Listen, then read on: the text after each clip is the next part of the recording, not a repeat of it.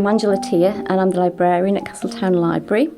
I've chosen The Heart's Invisible Furies by John Boyne.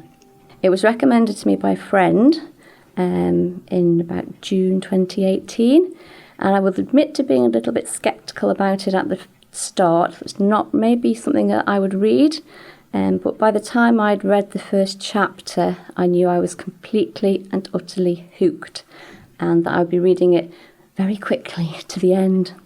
The plot tells the story of Cyril Avery, although Cyril is not a real Avery, or at least that's what his adoptive parents tell him. And if he isn't a real Avery, then who is he?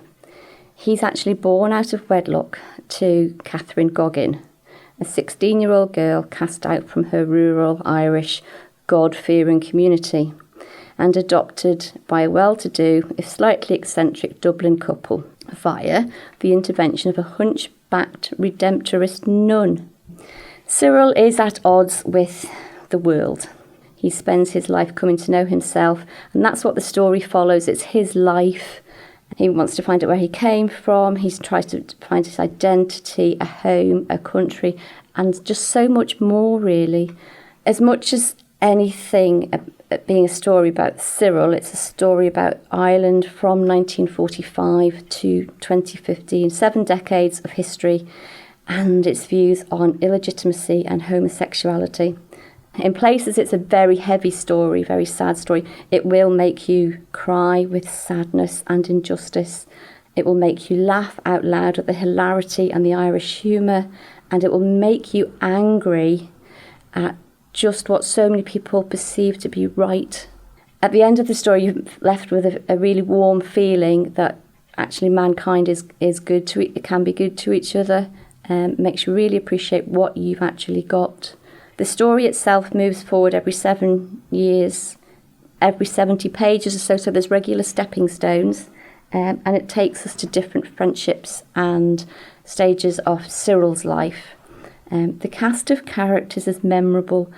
As you're reading, or for me anyway, you really feel part of the story, and you can imagine these people. You can imagine sitting down to a meal with these people or sitting in on their company and their conversation. There are, and I love this part of the story, a series of coincidences as Cyril meets Mrs. Goggins. I was just reading, wanting them to work out who they were to each other. They establish a lovely friendship and they meet regularly, but never knowing who the other is. It takes until the end of the book for the penny to drop, and it's a lovely moment. The first time I read it, I loved it so much, I actually stopped reading it for 2 or 3 days because I didn't want it to end. I wanted to prolong the enjoyment, the humour. At the moment, it really is the best book I've read recently, in the last 18 months anyway. I've got nothing but good things to say about it. It's laugh-out-loud moments to its thought-provoking scenes and sentiments that make me grateful for what I've got in life. And just to show how much I enjoyed this book, I am really grateful for this opportunity to reread it.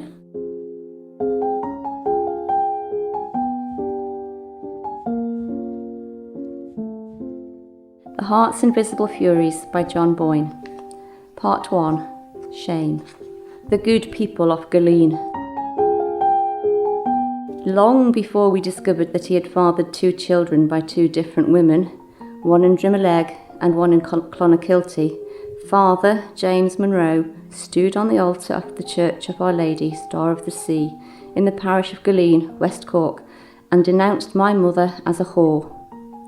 The family was seated together in the second pew, my grandfather on the aisle, using his handkerchief to polish the bronze plaque engraved to the memory of his parents that was nailed to the back of the woodwork before him.